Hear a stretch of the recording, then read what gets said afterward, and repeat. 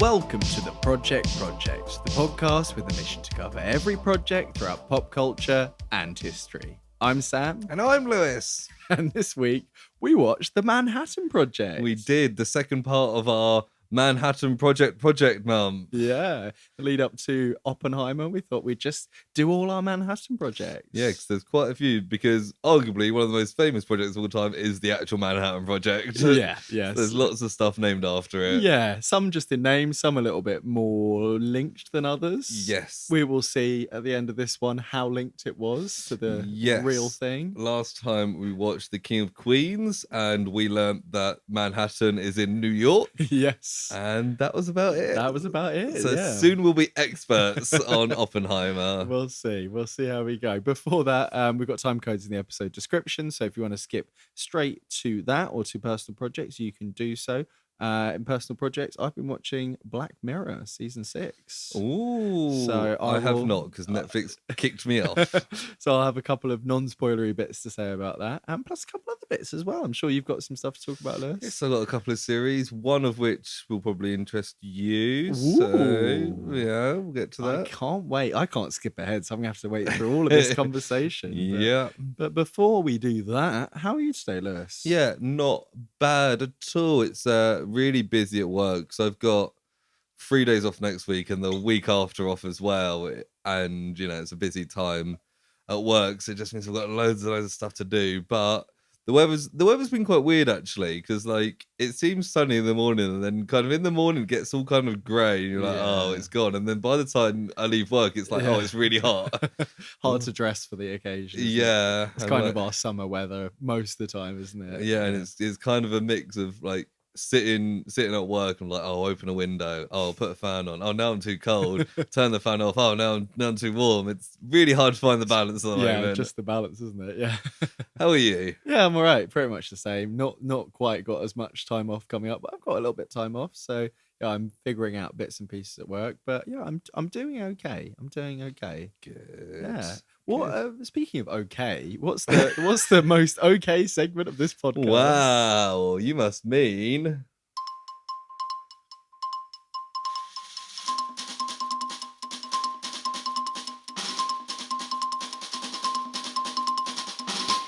Project News. Woo, I thought that was going to be a real long one then. Yeah, so did I. So as always, I've Googled the word project and picked off a couple of bits of news. The top bit of news actually when I searched this time was a local bit of news for us. Wow. Which probably not much to say, but I found it fairly interesting, which is from the Argus. Oh yeah, the local paper here in Brighton. It is. Brighton Hove's Kingsway to the Sea project on hold. Oh, so they were planning on redeveloping loads of bits like down by the King Alfred and stuff. Part of the levelling up money from the government. That's right. Yeah. And they've had to cut loads back because they can't afford it, and they put loads of bits on hold. So it's not going to look any nicer anytime soon. Yeah, I feel like I've seen something somewhere. Yeah, I think it is probably that. There's some posters up as they do. They go, this is what it's going to look like in 10 years. And then, but some of the bits they've cancelled is like regenerating the space next to King Alfred, the sunken garden bit next to Rockwater, some sand sports areas. Like, nope. So is it on hold or is it off? There's still some bits they're planning on doing. They've just had to cut like I think like 4 or 5 million out of the budget, and they're like, yeah, we can't do this. That seems like bad budgeting, doesn't it? If you have to cut that much. Yeah, there was one bit in here when they're like, oh, we still kind of, it might have been like the sports areas bits. They're like, we might still do this if we can get the potential operator to like pay for it. And then they can get more of the profit, and they won't. So. No, but it was a nice idea. I mean, they haven't sorted out Madeira Drive in like over 20 years. Yep. So Yep. It's weird. They've got that whole seafront and only like the middle mile. Well, they've done that sea lanes bit, haven't they? I know that's not quite. It's not the redoing of the foundations and all that, but they've put a bit of money into that, and that seems to be doing pretty well. But that's only really just got kind of kicked off in the last 6 months or a year, isn't it, really? Yeah, they've opened that new swimming pool now. Have they? A couple of weeks ago. Yeah. Outdoor pool. So yeah, I was just like, that's funny. The other bit of news I got, which is more interesting, Okay. and is relevant, although for when this comes out, a bit less relevant. Samuel L. Jackson ranks Secret Invasion as his #1 MCU project. Wow. So at time of recording, Secret Invasion came out today. Yeah, I was gonna watch At time of release, it came out a week ago. Yeah. I was gonna watch the first episode so I could have some, semi-breaking reactions, but no, I haven't watched it. Yeah, I mean, this episode's not going to come out straight away anyway. But yeah, Samuel Jackson said this is his favorite Marvel production to date. Might have something to do with the fact that this is the one he's in for more than 20 like minutes. the main character, I think, isn't he? So yeah. But yeah, I'm looking forward to this. I didn't realize it was coming so soon. Yeah, I saw this morning it popped up on my Disney Plus on my phone, like it's out now, and I was like, oh shit. Yeah, so I think it should be good, and Samuel L. Jackson always seems like the sort of guy who wouldn't give a shit about any of this stuff. Yeah. So it's good that he's like, oh no, this is something I'm interested in, even if it is because he's the main character. It is weekly episodes, so that's good. Yeah, most of these are. Yeah, I'm happy with that. But we will probably be talking about that at some point in personal projects. Yeah, so because of when we're recording and releasing, we'll be just chronically behind with these ones. Yeah, but maybe at some point we'll catch up in a few weeks before the end. Maybe. Yeah, maybe. Yeah, we might do actually. Yeah. We'll see. It depends on our schedule. Maybe we can get a scroll in to record for one of us at one point while one of us is away. Yeah, why not? But that's project news for the week. Yeah. So there we go. It means we can go on to our main topic of the show, which is 1986's The Manhattan Project. Ooh. Is it Doctor Who there? Yeah, apparently. So before we get into it, it's 80s. It's not sci-fi, but it's like science based. Yeah. It says it's a thriller on Wikipedia. I don't think it's a thriller. The tone is quite bizarre for this film. Yeah. So I was trying to think of like stuff that you could compare it to. The closest I could get to was that like Back to the Future, if it's less wacky and gets like serious at the end. Yeah, I feel like it's definitely got moments, especially the first few scenes, the first half of the film, maybe, where it feels very Back to the Future, Gremlins, any of those 80s kind of teenage semi-drama, semi kind of heartfelt kind of films. For maybe even for most of it, it's like that, and then it kind of you say, becomes almost more like the ending of like an adult action film in terms of the stakes and the kind of pressure. It's supposed to be funny throughout this, but I feel like that doesn't always work. I know we'll talk about it as we talk about it, but yeah, I think any of those kind of 80s classics that are semi-drama, semi-family films. And like it was kind of a big trend in the 80s that this follows, where it's centered around like a charismatic teenager who kind of leads a story, and there's adults doing stuff around him, sometimes trying to get in his way from being a young, fun kid. Yeah, and it is that in a lot of ways. Yeah. It's one of those where like I'll talk about how it did, but like I wouldn't have been surprised if this came like a cult classic and things like that. It's kind of got that side to it. Yeah, I can see that. Yeah, I think we would probably know it if it was really popular, and I don't know, maybe it just slipped under the radar once it left cinemas. Maybe it just didn't make an impact. I've got one bit of trivia that may answer some of those questions. Cool. I do feel like it is quite a strange film in that it is trying to do quite a lot of things at once. Yeah. And if it didn't have a lasting impact with people, maybe that's why, because maybe it might have been quite hard to market and stuff like that. That might be one of the things you're going to talk about later. I think that the basic like premise and an idea, which we'll talk about in a bit, but I thought it's quite a solid thing, and it's quite fun, and you're like, oh yeah, like this kid's a boy genius and this is what he's doing with it. And it's like, it's pretty fun. I generally quite enjoyed this. I was like, throughout I was like, this is a fun film to watch. So yeah, I don't really agree, to be honest. I thought it was quite boring, to be honest. Oh, okay. Well, we may differ here at points. I thought it was one of the better things we've watched in a while. So Fair enough. Let's talk about the people that made the film. Yes. So it's written and directed by Marshall Brickman, Okay. who did various stuff. He's done a few things with Woody Allen. So his breakthrough film was Manhattan, funnily enough, fair. in 1979, which he wrote with Woody Allen. And the two of them were nominated for Best Original Screenplay or Adapted Screenplay, I can't remember which, at the Oscars. So that was fairly good. He then did this 7 years later. And then another decade after that, he did another film with Woody Allen called Manhattan Murder Mystery to complete the Manhattan trilogy. What was that? What's the really famous one that what's the guy called? Woody Allen. What, the one that everyone, it's just a woman's name. He did that one as well anyway. It's the one that in How I Met Your Mother, Ted's always going on about. He loves this film. Yeah. I can't remember. He also did the theatre production and then wrote Annie Hall. Yeah, he did. I think he wrote that with Woody Allen. Yeah. He also adapted for theatre and later the film Jersey Boys. Yes. So he's had a fairly decent career that spanned multiple decades.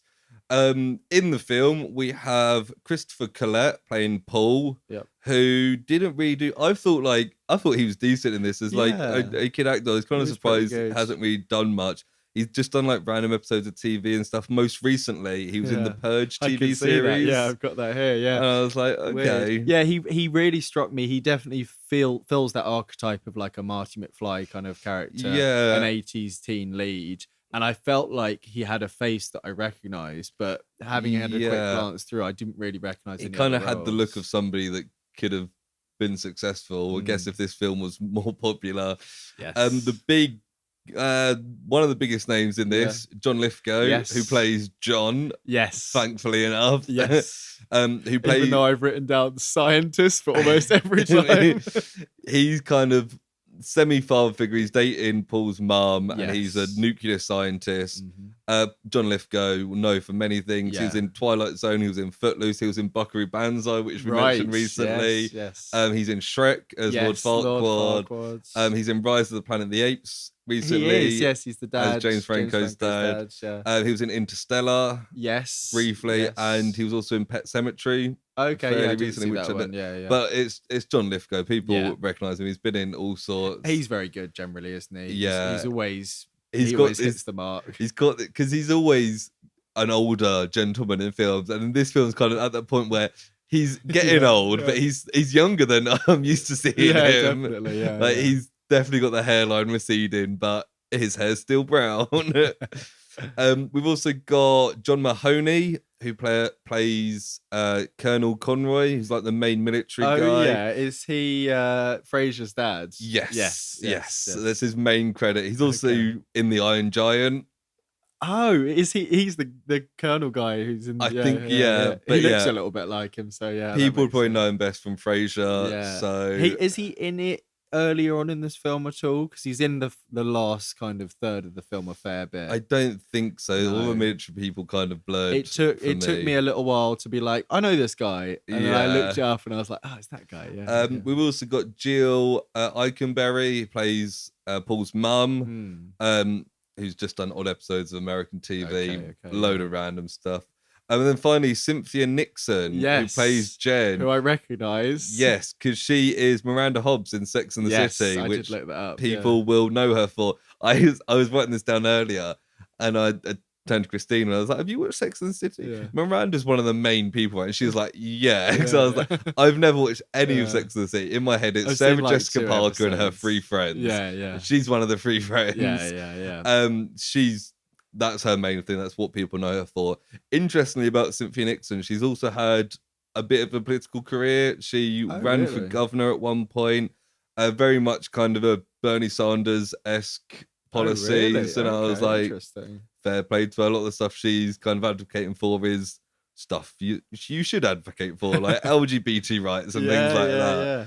So it's like, she seems like a good egg. It looks like Sex and the City was 12 years after this, so she's she's much younger than you'd recognize her in this Yeah, kind of thing. But and you can still see her face. You're like, oh yeah, I recognize I her. think in Sex and the City she's a redhead as well, whereas in this she's blonde. And I think I remember hearing that she isn't an actual redhead, and they dyed it for the show because they wanted a redhead character or something like that. Yeah. But yeah, I mean, Sex and the City is one of the things that you do that for like 20 years. Yeah, it like, was 98 episodes I just saw. Yeah, and then Plus, they made films, and even now there's the reboot of and all that, or Just Like That, or something. Yeah, so it's one of those your whole career prequel, isn't it? It's not a but yeah, so that's the main cast. The Google description is named after the World War II era program that constructed the first atomic bomb. The plot revolves around a gifted high school student who decides to construct an atomic bomb for a national science fair. Yeah, which is kind of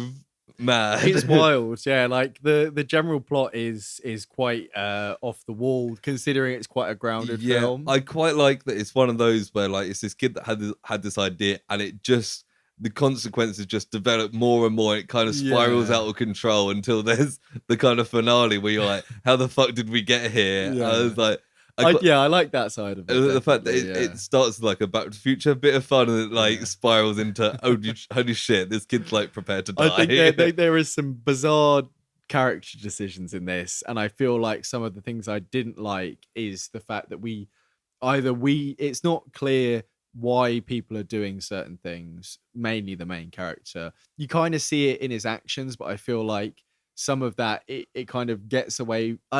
We'll talk about it as we move through a little bit, but I think that my main kind of issue with it was I didn't really understand why everyone was doing what they were doing in this film, which maybe was my problem. Maybe I missed the scene or something like that. But overall, I think that whole idea of just like a silly idea, almost just to kind of do it because you can, to show that you're clever, to show that you can, like, it's almost a bit of a rebellious thing, especially because John Lithgow starts dating the mum, and like he's not outwardly like upset by that, but it could be seen as like a acting out kind of thing. I like that in principle. I don't know if it's just the fact it's a super smart kid with access to plutonium. Yes, exactly.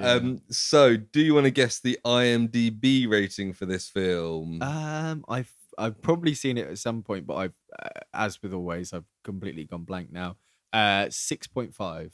Oh, not bad. 6.1. 0.4 off 0.4 off again. Yeah. I've got to keep that trend up at least. It got 47% on Rotten Tomatoes, so pretty 50-50 reception. I also saw that Roger Ebert, the famed film critic, reviewed it when it came out and gave it 4 stars out of 4. Fair. So he was a big fan of it. I think he appreciated the kind of silliness turned serious that the film does. And I think, although I kind of complained about the tone, I think it is definitely trying to do something. I don't think it's like badly written or badly made. I think it is a very well made film, and I think the performances are all really good. I think maybe it's just like the script itself I have a bit of an issue with, but I think like it sets itself up to be a bit silly, so when it takes that turn, you're either with it or I think maybe get thrown off by it me at that point, and I was kind of like, either way. I mean, the fact that Rotten Tomatoes are 50-50, you can easily fall either side of that. So shall we get into the film? Let's I've got lots of random notes here. There's lots of bits there's lots of just science happening in this. There's quite a few kind of montagey segments, which there's one really long montage in the middle of this film that seems to go on for half the film. So I feel like we probably made lots of notes on those bits, but they won't be massive talking points, hopefully, because I've written quite a bit on this one. So so we start and we're like in a lab, and there's like scientists, they turn a key and they press a button and it's all ready, and it's John Lithgow, and we're like, oh, there he is, and there's some like magnetic field, and then we get a thing come up. I didn't read it all. It's something to do with a physics project in Massachusetts. Oh right, okay, I must have missed that. That's all it says high energy physics project, something like that. And there's a funny bit here when they turn on the magnetic field. And he turns and tells this other scientist who's like stirring his tea, and he just puts his spoon against like the thing, because it holds it there because it's magnetic, and he goes and does some science. I was like, that was fun. And they've turned something into like liquid metal, and they're dripping it into a bottle, and it's glowing green and stuff.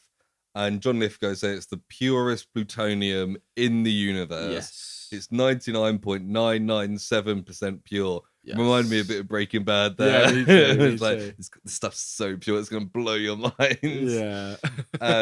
And some guy's like, oh, he could win the Nobel Prize if he could publish it. Like, oh, yeah. And they're all like celebrating. They all do a little toast, and it kind of zooms out to the lab, I think, doesn't it? Or something. It's like, to that bit, it says it's in Ithaca, New York, which reminded me of Project Ithaca, which we've covered before. Oh, yeah. It reminded me of Odysseus. Yes, which is where all of these come from. Yeah. But Ithaca is where the rest of the film is set, so I think they're in the same lab already, are they? Yeah, I think they just get like more funding and stuff, because the military guys are like, give him whatever he wants, and he's like, keep an eye on him. John Lithgow's looking for like a house or whatever later on. Yeah, I thought he moved to the new area, but it doesn't seem that's the case. I think maybe they were doing this.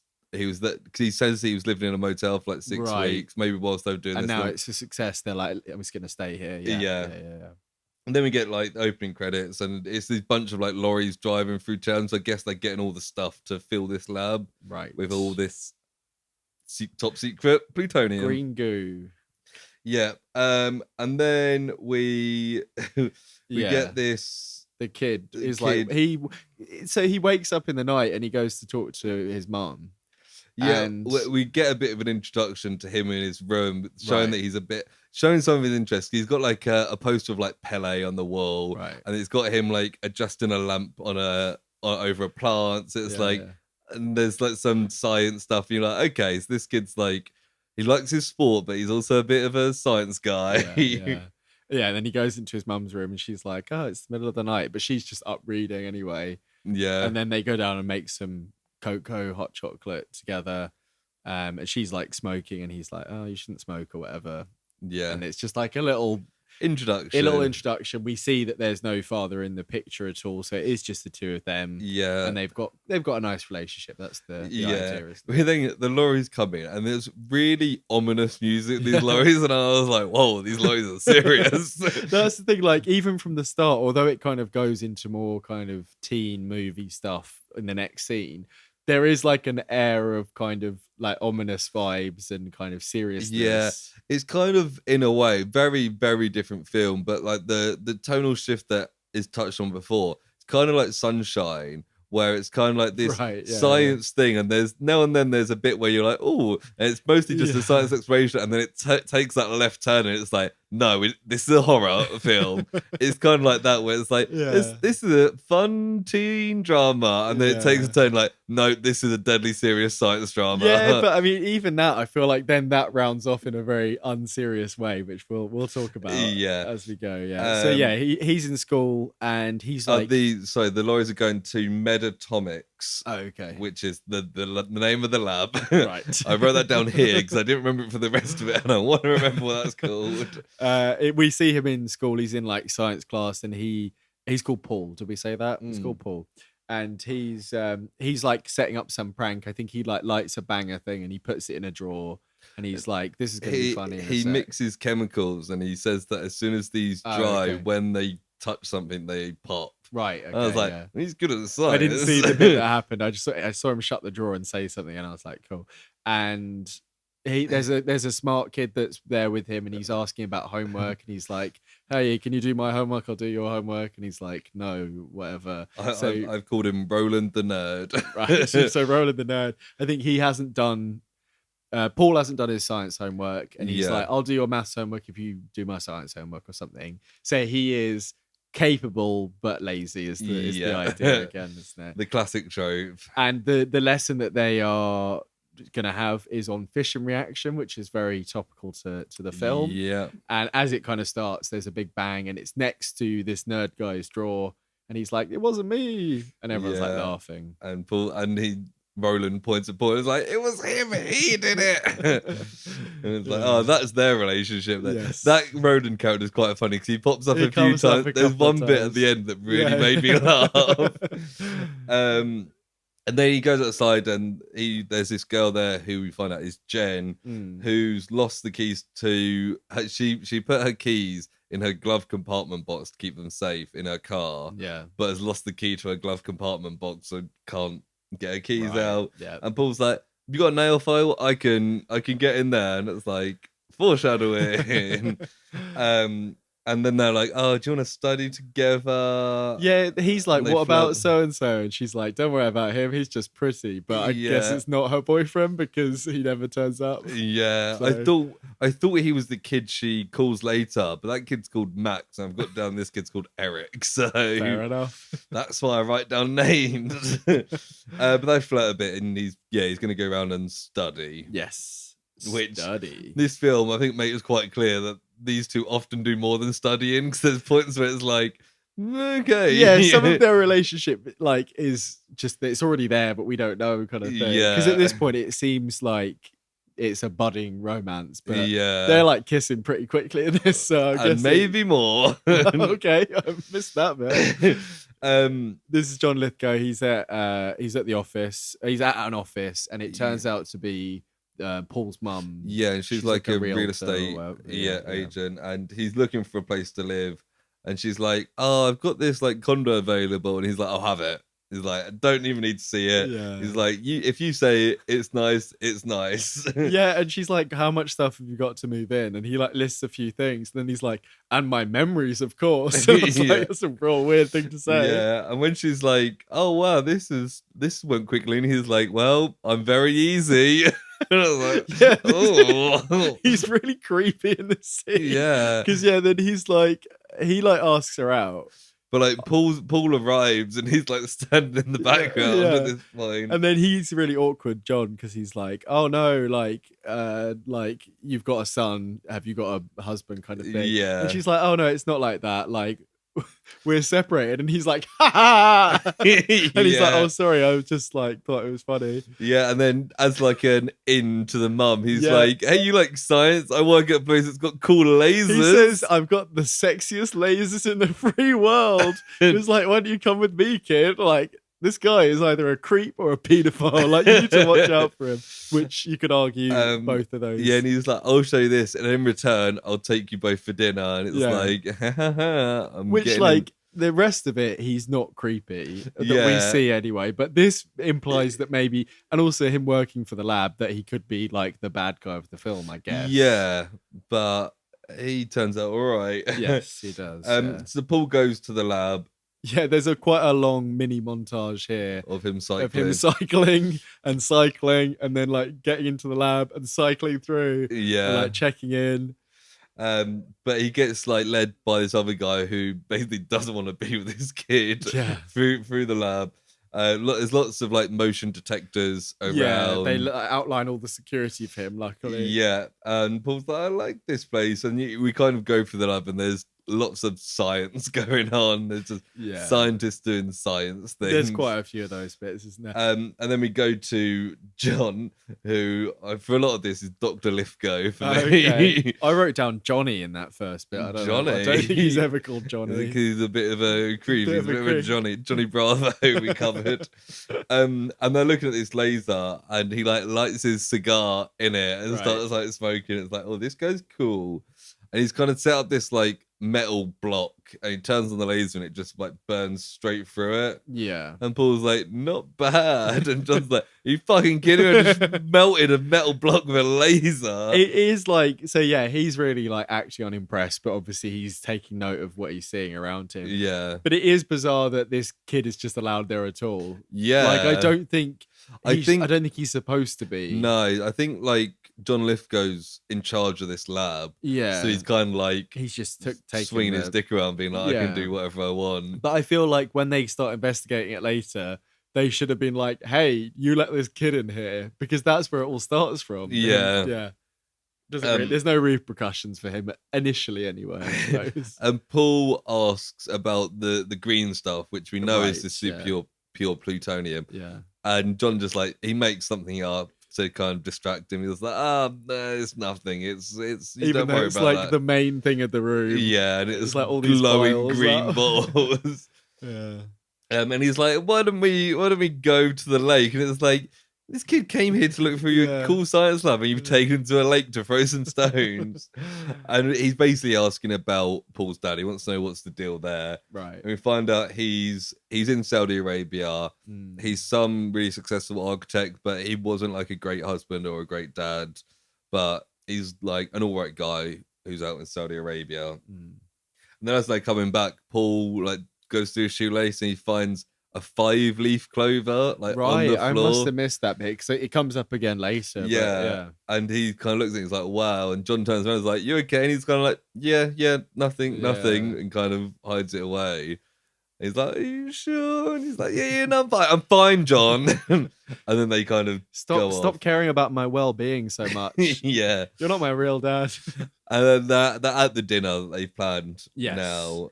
Yeah, and like it doesn't seem like they've got that far into the dinner, but the mum's like, "Oh, I'm a bit cold. Can you get my coat from the car?"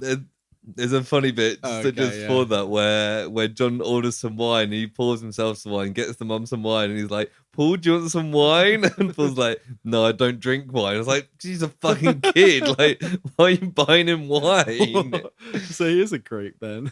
Yeah, and he's like, "No, it impairs my judgment." And it's like, he's not very fun, is he, Paul? To be honest? No. Yeah, but yeah. And then he goes to get the mums. I can't remember if he offers to do it. I think he does. They both offer to do it. Right. Okay. And then Paul is like, "I'll do it." I think the mum's like, "Paul, why don't you do it?" Because she wants some alone time with sexy John. Sexy Johnny. And when he's in the... So I was a bit confused about this as well, because he goes into the car and he looks through his glove compartment and stuff, and there's loads of different documents in there. He breaks into it the same way he broke into Jen's car. He's looking through loads of stuff. He finds like the ID card and stuff, but he doesn't take anything at that point, does he? No, because I thought he took the ID card, but then he has to go get it again later. No, he just does a look through and kind of takes he's got a bit of photographic memory. Yes. And he's got like a ton of IDs for high security, loads of different places. And he's kind of like, this guy isn't who he says he is. There's more to this. And that's where the rest of this first part comes from, isn't it? He wants to kind of find out the truth about the guy that's dating his mum.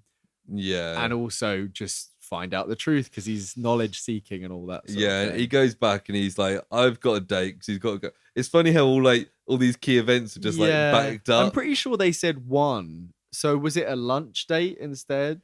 Or is it 1 a.m.? I don't know. It can't be 1 a.m. No, because no.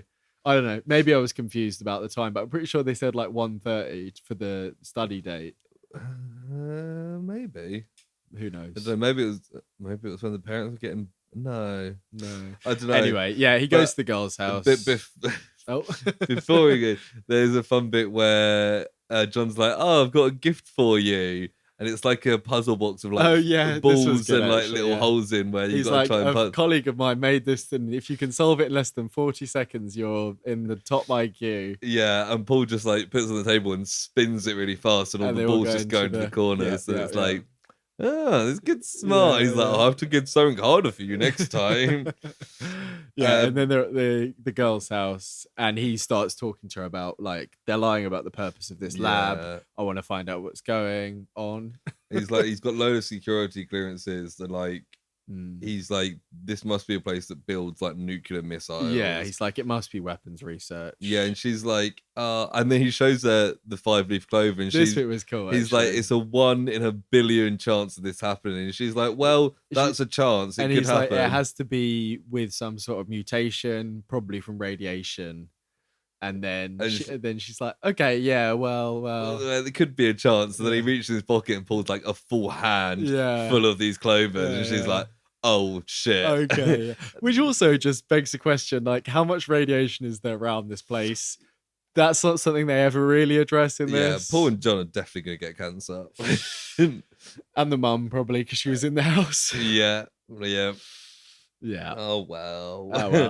But he's like, the chances of this are impossible. And she wants to like tell someone. She's like a school journalist or something. Yeah, she talks about like people changing the future and being like stepping up for history and all that kind she of thing. compares it to Anne Frank. And he's like, who's Anne Frank? Yeah. Which is quite funny because it's like that kind of thing where someone's really good at like maths and science and they don't have any knowledge of other stuff. Yeah. I guess that's what that's supposed to be. I don't know what was more odd, her bringing up Anne Frank or him not knowing who Anne Frank is. It's the American education system. But then because there's load of like lightning going off and he kind of has the revelation that like the lab stuff is all electric, so we can get in. Obviously, it's electric. Yeah, it's kind of the weird thing. It's the 80s. I guess the 80s. Most stuff would be. Oh, it's just turning to be electric then, really, isn't it? I suppose. Well, like fully, like all the security and stuff. If everything's like ID cards and shit. Yeah. But they're watching a film and she starts smoking and he's already had this conversation with his mum and he's like, "That's bad for you." And then like she's taken like one puff and then starts kissing him. And it's like, if he's really getting smoking, he wouldn't be up for this kiss. Yeah, true. And also this is like, it wasn't really built up. It was just like, this whole thing, I guess, was just so they could make out, and then she starts kissing him, and it's like, okay, I guess that's kind of semi-realistic, but yeah, that's teenagers. And then the parents get home. Yeah, and I'm like, if they don't know she smokes, they're gonna start accusing Paul of smoking here, because if you walked into a room after someone's just started smoking or just smoked, you can tell, and they don't say anything. I was kind of hoping we get like a bit later on where I think her mum like reaches into like a plant pot or something and pulls out some cigarettes and just starts smoking. So I think they both secretly smoke the same packet. Okay. So it's probably she's probably like, oh, that was okay, Sam looked around there like I'd seen some, but I think she's like, oh, I can smell smoke. Maybe that was me. And the dad's like, oh, I can smell smoke. Maybe that's me. I mustn't tell the wife that I know she smokes. It's the only thing that calms her down after a long day. But they're making small talk, and then Jen is like, oh, I've got to drive Paul home, so bye. And they kind of leave, and she takes a long time to drive Paul home. Yeah, a very long time. Because they don't go to Paul's home at first, they go to John's home. Well, it is Paul's home because John's parked outside. I think he's dropped them off. But not to ruin your joke, but they go to Paul's John's car. Yeah, Paul like goes up to it, he's like, German car, figures. And I'm like, what is that supposed to mean? I think imported cars are more expensive than American cars. Well, yeah. What did you think he was saying? Was it like a Nazi thing? Like, what? Or a scientist thing? Yeah, I don't know. I was like, I don't know what he's getting at here. I think figures. The fact that the Anne Frank thing was like moments before this, that must have been on my mind. Yeah. No, I think it was more like he's rich. Right. He looks in the house and sees John and his mum having like a lovely date. Yeah. So he breaks into John's car, goes into the glove compartment and takes out one of the ID cards. Yeah. The one for the company, which is called... It's called like Mad Automatic or Mad Atomic. It's called Metro Station. Metro Station. Wow. Yeah. That like the band. Yeah, they did that song "Shake It." Yeah. Shake. Isn't that Miley Cyrus's older brother? Yeah. They had that one song that was like huge, and I think they had one other song, but I can't remember what it was. But it was mainly that. I think they probably had a few songs. One that other people actually listened to. Metro Station. Good old Metro Station. I listened to Metro Station a few weeks ago. Really? It came on a playlist, and I was like, huh, how weird. Maybe that's why they're on the mind. Anyway, they get to the lab. Yes. And they have a bit of a ruse, don't they? Yeah. And this whole bit I thought was brilliant. Like, this was pretty good. From here until they get home, I was like, this is fucking awesome. I think this is the bit that sold me on the rest of the film. Yeah. See, this is the thing. I was with it for all of this. It's what he decides to do with his stuff. Yeah. Just kind of lost me a little bit, but we're not there yet. So he lets down the front tire to Jen's car. Yeah. And then like hides in the boot or the trunk. Yeah. For our American friends. And she like turns and goes to the lab and she plays dumb and she's like, oh, I'm lost, it's raining as well. She's like, is this the campus of so-and-so? And and there's like an old man. There's only one guard there because it's nighttime. Yeah, and she's like crying and she's scared. He's like, that's and on he's the like, other side. he's like, oh, come on in, because she's a young defenseless girl. Yeah. And before she like gets up to the building, she kind of stops and Paul jumps out the boot and runs off into the bushes because I guess that's like a blind spot. Yeah. For cameras and shit. Who knows? Yeah. Yeah. There's probably no cameras in this because otherwise they'd be fucked, wouldn't they? Well, no. They do something with the cameras. Oh, they do. Yes, you're right. Yeah. So the security guard comes out to help Jen. Yeah. And she's like, I don't know what's wrong. And he's like, your tire's like completely flat. And he's like, have you got a spare tire? And like they go and look at her boot and there's like nothing there. And she's like, oh, I don't know. And whilst they're doing that, Paul takes the opportunity to like sneak past and go in the front of the building. Yeah. And then he goes up to where the monitor screens are. Yes. And he does something. He turns a key or something, presses something. Yeah, he unlocks the bit below because the keys are just left there and turns the cameras off essentially. Yes. The security guard like comes back and Paul's like gone and hidden somewhere. And he calls for like emergency road services to come help. But I think it's someone he knows. Yeah, and then when he sees the cameras are out, he then calls like some sort of technical thing for the company. And he's like, the electric storms messed with the system. Like, I can't see anything. Yeah. And then he goes back out again, and because Paul knows about the motion detectors, this is cool. Yeah. He throws a frisbee down one corridor and then throws it down like another side corridor. Yeah. So both main corridors, all the motion alarms have all gone off at once. Yeah, so the security guy's like, oh, they're messing with that as well. Because if it just one, he'd be like, oh, suspicious. But the fact that two are going off at the same time. Yeah. And then he runs down, picks up his frisbee, and goes back the other way and picks up the frisbee, leaves no evidence. And I was like, nice, this kid's smart. Yeah, see, this stuff is cool. Yeah, I like this. And then he starts doing some sciencey bits. This is the bit where he's doing some bits with the crane arm, trying to get the... This is quite an extended bit, and I wasn't 100% sure what he was doing at first. And at one point, the security guard comes and checks and turns the lights on, and he, like, hides behind a computer or something. But effectively, he's switching... Does he fill up an empty vial? Yeah, so I think I missed him filling up... He's got, like, the plastic bottles that the plutonium's in. He puts some, like, hazardous tape around it, so it looks like the others, and fills it with, like, I think it's shampoo. It turns out to be shampoo later. Yeah. And then, there's the classic glove things that I've mainly seen in The Simpsons. Yeah. Where he moves this crane thing and takes out... The crane thing's pretty cool, yeah. Yeah, it takes out the plutonium, puts it down, puts his shampoo in and replace it, and they look identical. And it's like, nice. And this whole time I was like, I hope that container is radiation proof. That's what I'm thinking, yeah. He's wearing gloves for a lot of this, but it's still like close contact. Once he takes it out, I mean, I know he's smart, but I feel like he's also reckless, and he's not as smart as he thinks he is. Because there's a few things that kind of come into play as this goes through. Yeah. But yeah, anyway, he gets it and he puts it. It's I remember the scene being quite long. There's lots of like, and it's quite good, but it's just it's dragged out a bit. Meanwhile, the emergency car has come to help Jen, and it's this creepy guy. He's just like, hello. And I was like, oh, I don't like him. Don't like him at all. Yeah, and Paul's got like a remote control car, and he like fixes the vial onto the back of it. And we're like, he's got some plan here, and this is a very complicated plan from here on out.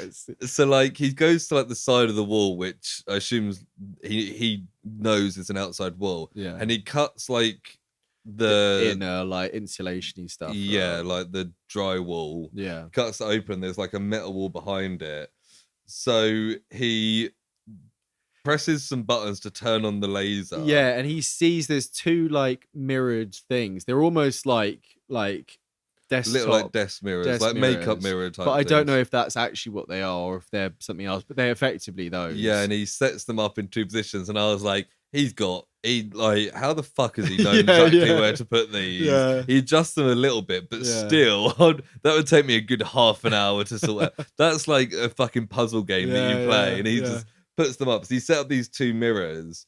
The security guard's gone out to help the car guy, and he's set off the laser, so it's shut up, hit Bounced one of off the mirrors, hit another one, come down, hit another one, and then points at the wall with some adjustment. Yeah. And once it's kind of lined up, at first I was like, he's being very careless about these lasers that can burn through metal. Then he turns it up, and I was like, okay, I was being the idiot, not him.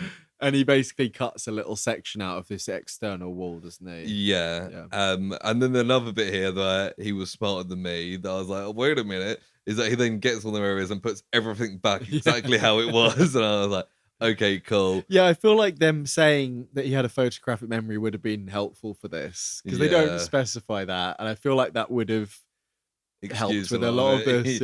Yeah. It's just an assumption we can make, though, isn't it? But he puts the hole in the wall. He puts the car with the plutonium on it through the wall, and then kind of fills the hole again and moves something in front of it that was there before, and then kind of sneaks out. And whilst the security guard's outside, he like pours a load of sugar into his coffee just for the fun of it. And I was like, this is kind of that reckless thing, because that could be a giveaway. Yes, yeah. And I quite like this bit where the mechanic guy, creepy mechanic, is fixing the car. He undoes all the lug nuts on the wheel to change it. Yeah. And when he's putting them down, like once they're all there, the girl like just takes them all and like throws them away or puts them in her pocket. And then when he goes to get them back again, he's like, "Where are the lug nuts?" And she's like, "What are lug nuts?" Yeah. She's quite smart as well. Yeah. She's quite fun in this.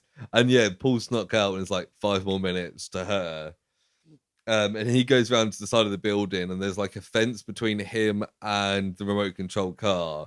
So he's like driving it, and this is a fun bit because the guard like hears something, and there's some like barrels and boxes. And he's kind of like, the guard looks around one side and he pulls the car away, and it goes on for a bit of him trying to follow it, but the car. And I was like, this guy's really good at driving a remote control car. I also feel like remote control cars can be quite noisy in real life, like and it sounds noisy in this. We can hear a little bit of it. At one point, he like bumps it against the barrel so that he goes around that side, and then he goes around, and then he quickly drives off into the bush. He goes around, and it's like there's one of those drain things, like almost like a sewage pipe thing. He drives it through that, and then he's got it. Yeah, and he kind of runs off. Jen drives off, stops. He gets in the boot again, and then the guard lets him out. And I was like, that is a fucking heist right there. That's exactly what I wrote. Yeah, that was a really fun little like heisty scene. I like that we didn't know what was going on and we were just seeing it as it went. I think this part was very good. Yeah, I was like, it's great. Like often you see heists and it's kind of like, it's a bit dull, or they've already told you what's happening, so it's just seeing it in action. I do like though. I like the classic. They tell you, and you see it happen. Yeah, that always oceans type thing. We saw that in the Dungeons and Dragons film recently. I think they did a couple. Yeah, of they those, did. They? Yeah, it's good fun. I like a heist. The heists are but fun. this just seeing it unfold. It was it was a 10-15 minute scene probably, wasn't it? It was a it was a lengthy kind of bit of the film, and it was very entertaining just to watch.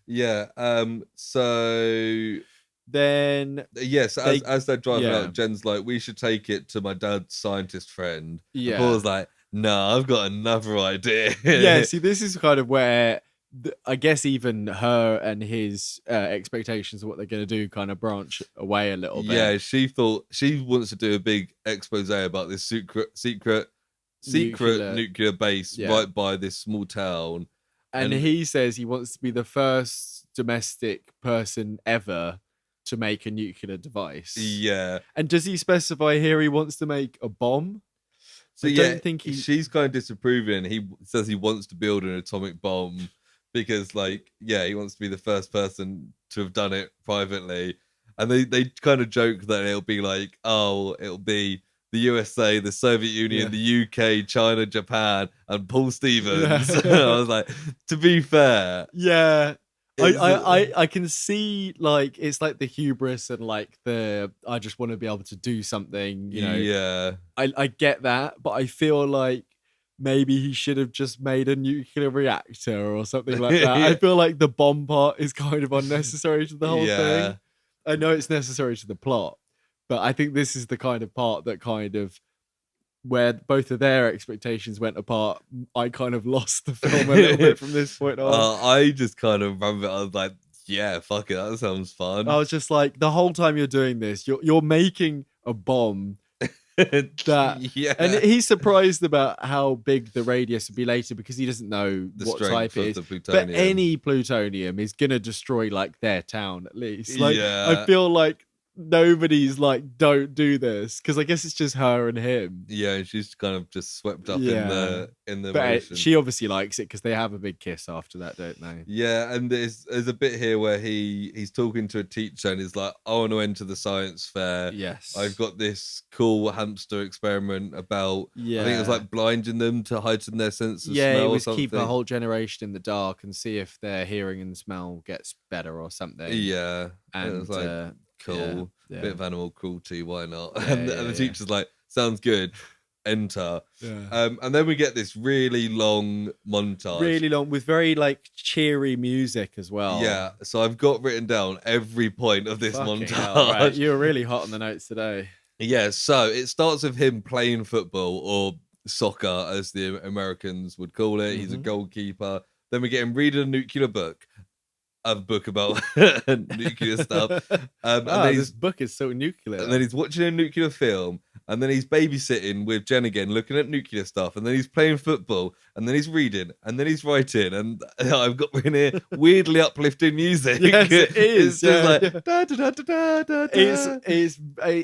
It's a weird choice, the music. It's weird. And we get Paul and Jen being shown a basement, I think by the same teacher. Yeah. I might be an older guy, like a janitor guy, who's like, this is where you're going to do your stuff. We find out later that no one ever came in and checked out what he was doing. Yeah. Was allowed we get to a bit of the people at the lab getting results, and then it's like him building. He's putting stuff together. Yeah. He makes a timer. John Lithgow has got it up to 99.998. So he's gone up a point there. Yeah.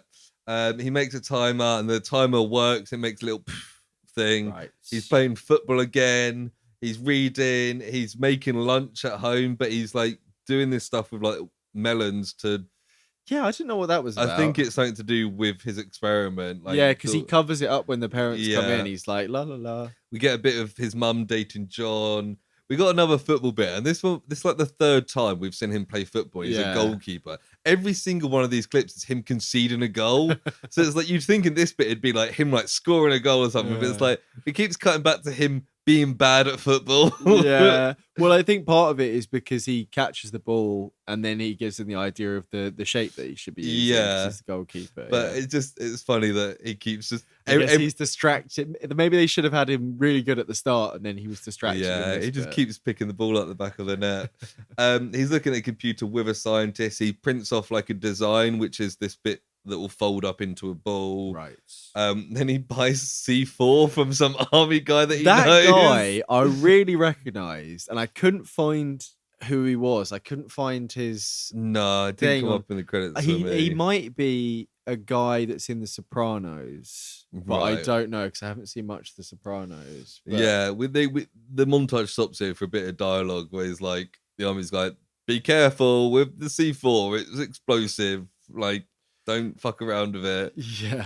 And then Paul's like cutting bits of the C4 and then goes to like a quarry or something and makes a big explosion. Yeah, he's testing out that because it needs a actual charge as well as a nuclear yield. We get a brief pause again in the montage to the lab where one of the scientists has said there's no radiation in pot 13. Yes, which is the one we know is what he's put there.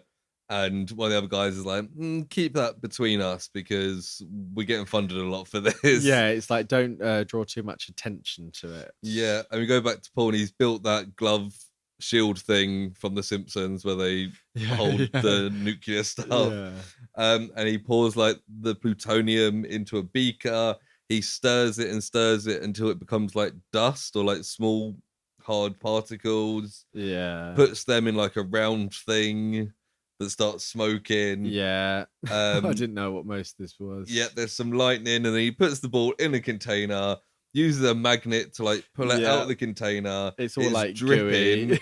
So he like mounts it and leaves it. And then that's the montage. And I was like, that was the good like 15-20 minutes. I feel like if you knew more about nuclear physics, some of this would be accurate. And some of it was like quite good of like him slowly building this. I thought this was going to be most of the film, but it was him slowly building this nuclear bomb, and I was like, okay, it was quite cool. It may be just a bit too long and a bit too much like bits in between, like him reading a book and him writing down some designs. If it was just the building, it would have been better, probably. Yeah, I would agree. Yeah. But yeah. Cool.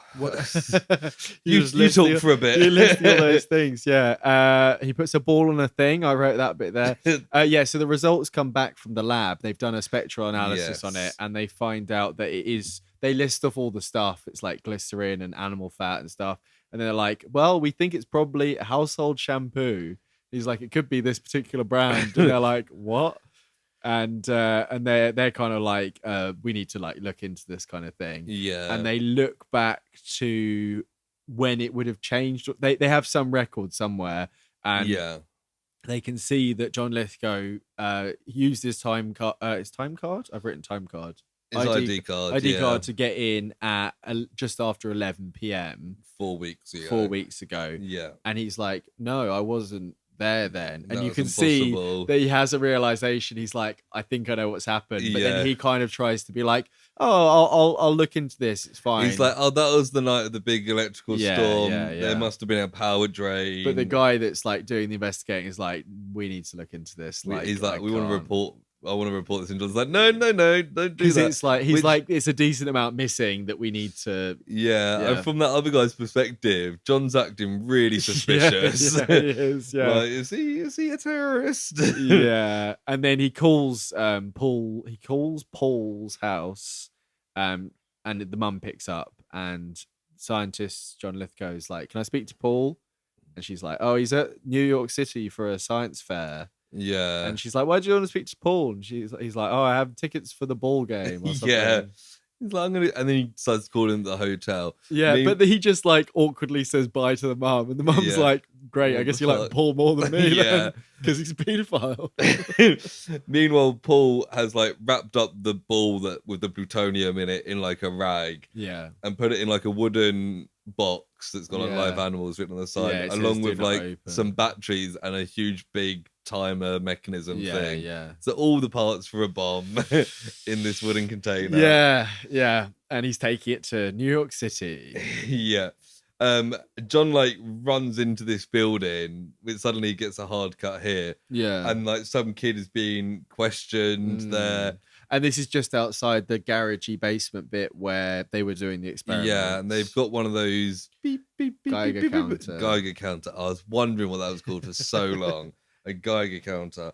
And they're like a globe is like going off. So they open it up and there's... Yeah, it's like a plastic bag and it says, "Do not open, irradiated," or something. Yeah. And it's like the waste bits, I guess, from his experiment, which he just left there. Yeah, and they find like some designs as well. Yeah. And John sees it and he's like, oh, fuck. He's done the worst possible thing you can do after stealing plutonium from a military base. Because the whole thing, if you're the only reason that anyone would make a bomb is to blow something up. Like, you don't just make a bomb for the sake of it. This is the kind of, like, he has to understand that if someone finds out, they're going to be like, why the fuck are you making a nuclear bomb? Yeah. And I know that that's kind of the whole thing, that's like, he doesn't think about what other people are going to think, and he's just doing it because he can. Yeah. But like, as from this point on, they're like, this kid's a terrorist. Yeah. And like, understandably kind of so. is a terrorist. Like, and like, if not a terrorist, like this is the mid-80s. Yeah. He could be selling this to the Soviets or something. Like, I was really surprised Korea. where it didn't go that. I thought the Russians were going to turn up at some point. Like, at least reference them or mention them. Yeah, I'm quite glad they didn't, in a way. Yeah, because it would have been a bit cheap and typical. A bit messy as well. There's already quite a lot going on from this point. But they're at this science fair. Roland is there and he's like, keep away from me. Yeah. And there's these group of nerds. Yes, classic nerds. Yes. Up on this balcony, and they've got this thing that can like pick up sound from far away. Yeah, like a laser mic. And they're listening into people's conversations. And they hear Paul and what's she called? Jen. And Jen. They think Jen's like hot. Yeah, and they hear, they're like, wow, hubba hubba. And then they hear them say like, we're going to get first prize. We're going to switch out the things, so they're like, they're interested because and they mention like treason as well. So immediately they're like, "What the hell?" Yeah, she's like, "We could get shot for treason." But then they immediately these nerds are fucking great. By they the are way. fun. I was kind of upset they weren't in it more, to be honest. Yeah. And they happen to be set up next to these. That's what. nerds. Yeah. And they all like list their experiments, and it's all like really specific, obscure stuff. Yeah, no, particularly interesting. They ask about Paul's project, and he just like lies. He says the hamster thing again. Yeah. And they're like, interesting. And there's a bit of a discussion about like, oh, it doesn't matter what you do as long as you win or something. They've all got differing points of view on it, kind of thing. John, he's with the military people now, and they're asking like how much is missing, and he says 50 kilotons, enough to destroy a small city. And it's like, okay, that's a lot.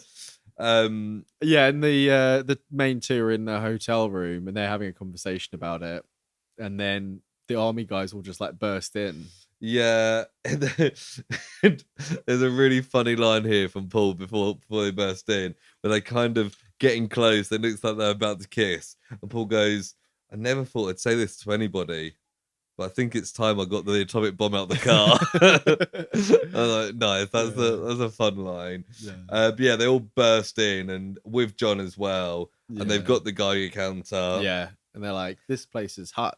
Yeah, and they're like, "Where is it? Where is it?" And we see the nerds are listening from next door because they're interested. Yeah. And the military guy just lists off all the laws he's already broken. Yeah, because he's really not taking it seriously. Yeah. And it's just like a general and a lieutenant and stuff. Like they're all in their uniforms. Yeah, and it's like things like espionage, like stealing from the military. They're like, you're being so annoying and you're not taking this seriously. And this is kind of what I was feeling. I was like, these guys are right. Like you're being fucking annoying. Yeah. He's just like, I'm not gonna tell you. And then like Jen starts like kicking up a fuss, being like, yeah, she's like, we've done nothing wrong. My dad's a lawyer. Like, shut up, kids. And then like John Lithgow's like, let me take him for a walk. He like shouts and gets everyone calmed down, and he takes Paul for a walk.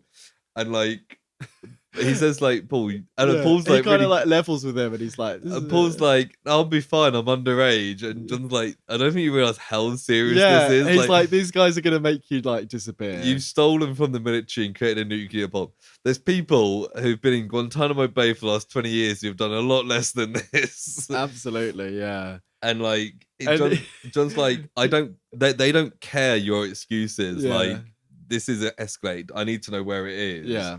And Paul's like, I'll tell you after the fair. I want to get first prize. And he's like, shut up. This is the thing. I was just like getting annoyed at this kid. I was like, I don't like this. John's just like, forget the fucking science fair. This could start a war. It's like, and they go, Paul kind of like, okay. I think they go back up, don't they? Get the other guys. And he's like, okay. They go down to the car boot and they open it up and there's nothing in there. And Paul's like, oh, fuck. He's like, I swear it was there. And they're like, shut up, kid. You've had enough of this. Like, I'm going to get you. And then they do a little mini interrogation. Yeah. And I was like, this is fucking It could have gone really dark there. They inject him with like a truth serum kind of thing, don't they? Yeah. And they're like, they threaten him with it, and he's like, no, I can tell you the truth. And they're like, okay. He's like, you're all a bunch of assholes. And then they inject him, and then like the lights go off just after this, and there's fire extinguishers going everywhere. And it's like, what's going on? And the nerds have come in, grabbed Paul and taken him out, and I've just legged it. And I was like, these fucking kids are great. And there's a load of them like in the switchboards, like turning all the fuses on and off. One of them's gone and got Jen as well. Yeah. And they're like, as they're running, they're like, is that thing really a nuclear device? And they're like, yeah. They meet up with Jen and they like blockade the doors. And like, the nerds are like, right, you got to get out of it. If you've got any money, and they're like, no. They like collect all their like money together. Like, here, take this. He's go. Like, you owe me $80. I feel like they don't care. They're just like, you guys are fucking heroes. Yeah, go. I guess part of it is like it's for the science's sake, is what they like, and the fact that they're like sticking it to the man, and also that he's got a hot girlfriend. It's like he's the guy they all want to be. But still, it's kind of bizarre again that they're like, we're just gonna give this guy. They're also just kids. It's like, this kid's their hero, isn't he? Yeah. But they go out and get in a taxi, and they're like, "Oh, can we go to Ithaca?" And he Yeah. kind of laughs, and he's like, what if I make a bet with you? You can't guess what's inside here. And he's like, it's an atomic bomb. And the driver's like, whatever. Yeah. And they're like, what's the cheapest way to get to Ithaca? Yeah. And we see them get on a coach instead. And at this point, he's kind of, the drugs have kind of taken effect. Yeah, he's getting a bit he's woozy, high essentially, and he's like, "Oh, I really love you. I want to be your wife." And then he like passes out. Yeah. And then we get kind of the helicopters at the house where the mums live. The van arrives and a bunch of guys go inside. Yeah, and they're like, we're taking this over as a temporary base. First of all, if that place is irradiated, not a good idea. Yeah. Second of all, dick move. But I guess they're there in case he comes back home is the point. Yeah, the mum's like, what the fuck is going on?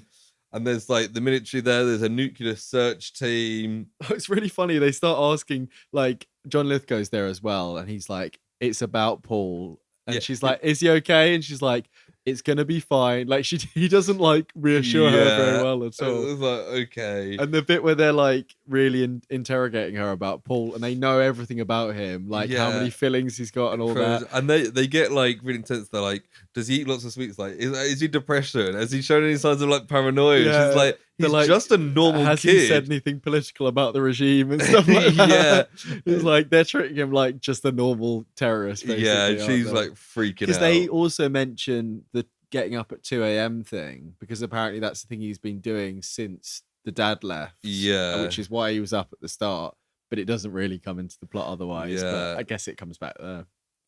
Yeah, and when they're on the bus, they see that this guy in front of them has a little portable TV, and they see something pop up on the news, and he's fallen asleep. So there's a picture of him. Paul takes one of the headphones and listens in, and it's basically them saying, the news saying about the nuclear disaster and that he's a terrorist, basically. Yeah, that's saying he's wanted for espionage and terrorism. Which I guess is a quick turnaround for that, but yeah, I guess they don't know where he is, so they have to turn to And this is a funny bit where it turns to like a news like person, and they're like, and you've got an interviewer from someone who goes to school with Paul, and it's like, and he goes to Roland, and he's like, he's a very disturbed individual. I'm not surprised that he's a criminal. He kind of reminds me of Flash in like Spider-Man Homecoming, where he's just desperate to like say shit about Peter Parker and Spider-Man. I was like, oh, Roland.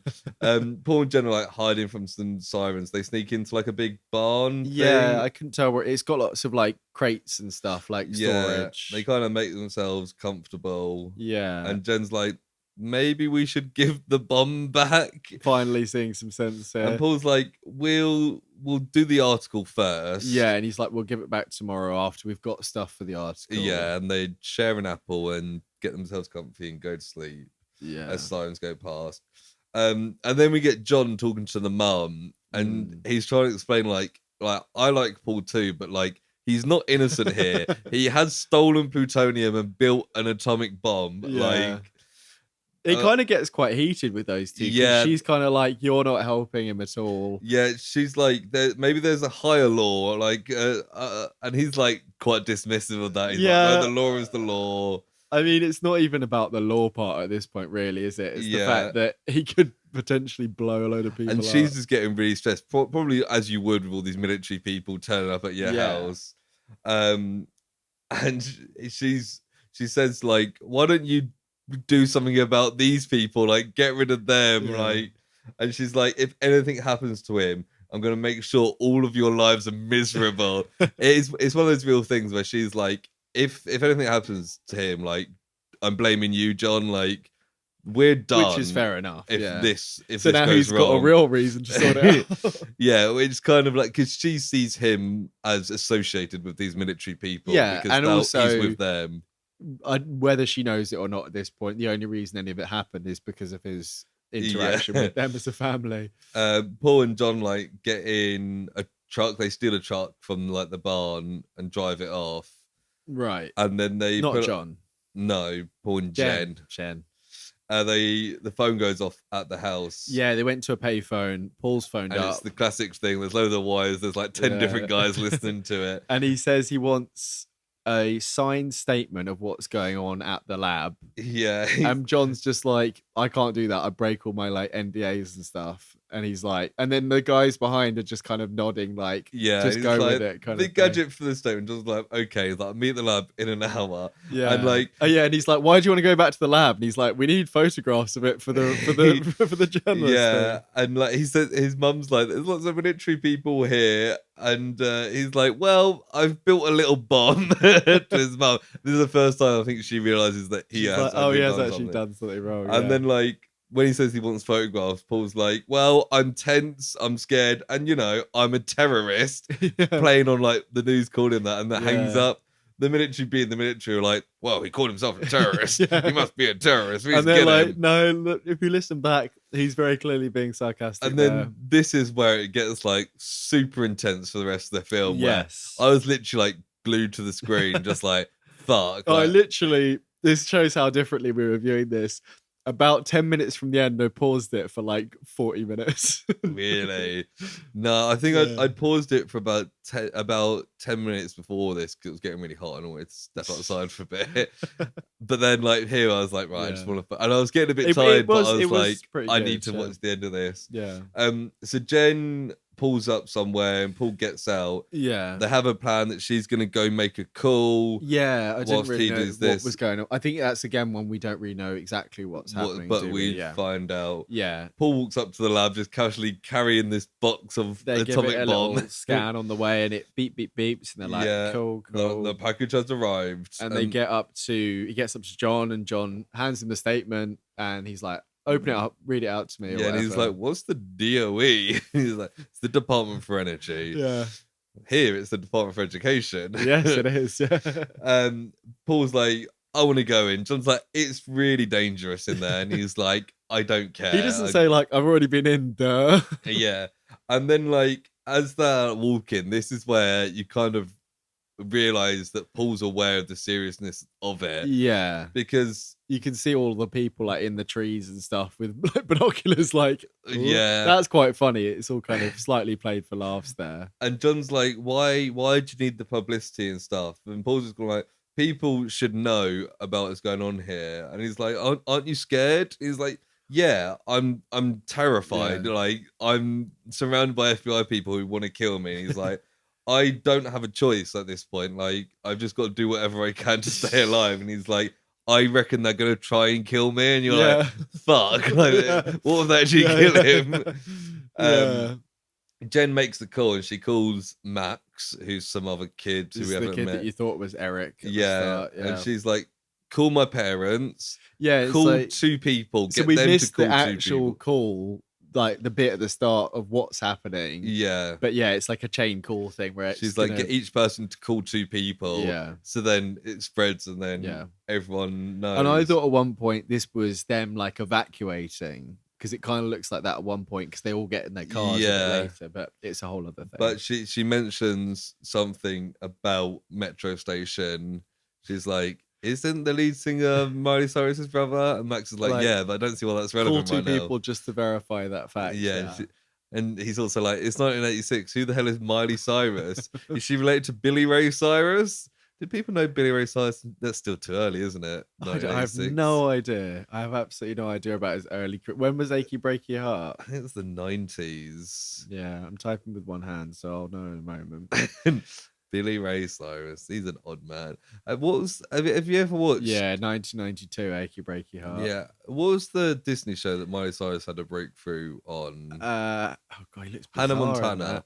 Have you ever watched any Hannah Montana? No. Because Billy Ray Cyrus plays her dad in it, and he's a fucking weird creep. And I remember when I first saw this, I was like, it's really hard to tell if like this guy's a creep or like they've made a really strange character choice. And then I realized it was Billy Ray Cyrus, and I was like, huh, that's weird. Yeah, I've just scrolled through his Wikipedia quickly. Political views. Although Cyrus's song "We the People" was used as a campaign song for Republican George W. Bush in his 2000 presidential campaign, Cyrus was reported as saying that he had been a lifelong Democrat. No, fair enough. Either he's lying or he's dumb. Get the money. Yeah. Where were we? Oh yeah, Paul and John have gone in the building. Alarm's going off, and as they go through a detector, why did the alarms go off then? they go through like a metal detector thing. Right, okay. And it sets off the alarm, and it has like an X-ray of the box. Yeah. And the guy's like, there's an actual bomb in there, but it's in sections. It's not activated. Yeah, but why does the FBI guy like freak out and get his gun out at this I think it's point? because they realize that it's an actual bomb in there. It's not just bits of plutonium. Right, okay, yeah. And then like as they're walking down the corridor, the FBI just like corner them. Yeah, and that guy, one of them gets a rifle and like fully points it at Paul, and he's like counting down. John Lithgow kind of tackles the guy. John's like, whoa. Yeah, he kind of realizes suddenly that Paul was right, that they are going to kill him if they get a chance. Yeah, and so John like grabs the guy, tackles him a bit, and Paul runs off. He sets off an alarm and runs off into like the main lab. Yeah, and he like hides down, and he looks like a scared kid at this point. Yeah, he's really small. But he starts getting all the bits out. Yeah, and he starts just slowly putting the bomb together, and you're like, "Fucking hell!" And these FBI guys are like aiming guns in, but none of them got a clear shot. Yeah, and you're like, "Fuck!" This scared little kid is currently putting together an atomic bomb with FBI pointing guns at him, and I was like, "This is not how I thought this film was gonna go." Yeah. And he's put it all together, and it's all like really tense. And he puts the plutonium in, and he screws on the lid, and like screws some wires together, and puts a key in the timer to set it for like 2 minutes. Yeah. And it's like, fuck, he's literally ready to go. Yeah, I just don't see like. I guess it's all bargaining chips at this point, isn't it, for him? Yeah, I think a lot of it is like illogical, scared kids thinking. Yeah. And the military guy tells John like, "Oh, you got to go down." Yeah, he there. like gives him a real telling off, and he's just like, "Is this Fraser's dad at this point?" I think it is. Yeah, he's like, "You're part of this. Is like you can take the high ground, but you're as much part of this as all of us. You're the only one who can go talk to him. Just go talk to him." Yeah, and he's like, separate him at all costs. And John's like, "I'm not a killer." Yeah, and then he's like, "You make nuclear bombs for a living. You are a killer." And it's like, and he's like, okay. He gets a bit humbled by it, doesn't he? Yeah, and bit's. I feel like this is kind of sort of stuff we're gonna see in Oppenheimer. Yeah, of the scientist being reminded that he's as actually much of a he's as much of a killer as any people on the front line. Well, keep that in the banks for the end of the episode. So this bit was quite good, where he goes over and he sits down like opposite Paul. And he's asking about that because he can see the bomb there, and he's like, "Oh, so what did you use for this bit?" And he's like, "Oh, salad bowls." And it's like, and he's kind of, there's a moment of kind of admiration, and he's kind of like, you have put this together out of like absolute shit, and it seems to be working. So it's like, scientist to scientist kind of thing. Yeah, and then John's like, "Come on, Paul, like you need to take it apart." And Paul's like, "No, like this is my bomb. Like this is mutually assured destruction. Yes, exactly. They can't shoot me because I've got a bomb. I don't want to blow this up." And he's like, and it's working, like they haven't killed me. Yeah. But Paul's like, but I'm not getting out of this because I'm not crazy. I'm not crazy enough to blow this up. Like, I don't have the guts to actually do it. So he's like, I know I'm not getting out of here. And to be fair, at this point, I was like, is this kid gonna actually die? Yeah. I thought it might go like a real tragic ending. Yeah. And I was like, I mean, that's a good part of the film, the fact that it does lead you to actually think this kid might get shot. And because he realizes that like he doesn't want to blow up, he gives the bomb to John. Yeah. This was quite a fun turn as well. Yeah. So John's walking away with Paul next to him, and he's got the bomb in his arm. John's listened to what Paul's just been saying. And like as they walk out, the military kind of move positions. And then John's kind of holding the bomb with his hand on the key. And he's like, "I'm taking Paul outside," because he's like, "I don't want this kid to die because then no more sex for me." And he's like, "I reckon that I can turn this key even after you shoot me." And all the military people are like, "Wait, what? He's meant to be on our side." That army guy, Fraser's dad, is like, "I wish I hadn't shouted at him so much now." Yeah, and they kind of go out, and the army guy is like, as soon as you get a headshot on them, kill shot, just go for it. And one of the FBI guys, you see it through like the little vision thing. He like got a headshot on John, but he also moves over and got a headshot on Paul. And you're like, fuck. And John kind of jokes like, "I think I've blown my security clearance now." Yeah. And then we get quite a good bit here where suddenly the device just kind of springs into action. Yeah, the key's kind of turned itself. And the timer's on like the highest possible thing, like 999. 999 minutes, is it? I think it's 999 hours, yeah. 99 minutes, and 99 And they're seconds. like, what the hell's gone on? And Paul's like, did you turn it on? He's like, I definitely didn't turn it on. And they figure out that some of the radiation that's leaking out from the core could affect the timing circuit. Yeah, it's because kind he of, didn't build it properly. It's a homemade thing. it's kind of set off. So he's like kind of sets it down, and the military people are there just standing next to him watching. Because they're like, at that point, I think they bring it back into the lab, and then he's like, "Why did you bring it back here?" And it's like, it's not going to make a difference at this point. Yeah, and we see a bit here where loads of cars are now following Max through the town with Jen as well. And then John's like working on this bomb with like this team of scientists. The military guys are all looking really sweaty. Yeah, and we see that the 999 hours, someone mentions it, and he's like, but it's deteriorating rapidly, and you can see that it's speeding up as it goes. Yeah. So that's not actually an accurate representation. And Paul's like, why don't we take it to a quarry? Because he doesn't realize how big this is. And John's like, no, this is way bigger. This is super pure plutonium. Yeah, like, he's like, we haven't even found a way to test it yet, so we don't even know how big. I think he says like a kiloton thing, but I didn't write it down. Yeah, I think he makes up this could take out like the entire state, sort of thing. Yeah, like, and he goes to unscrew the lid, and it's like stuck with a bit where the plutonium's in. Yeah, and it's like stuck.